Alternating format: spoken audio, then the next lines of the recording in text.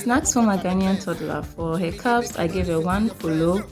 For fruits, a mixture of red and green grapes, which I put on this pick. I also gave her mixed vegetables. This is frozen vegetables I thawed in warm water and added mayonnaise to it.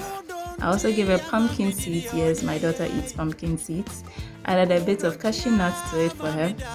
For her protein, I fried half of this pork sausage made here in Ghana. I also gave her a bit of tomato ketchup. I made this by mixing tomato paste with a bit of sugar, vinegar, and salt, and a little bit of water.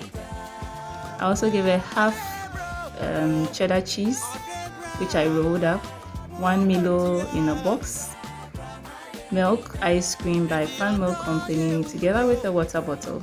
We are done for today. Thanks for watching. Bye.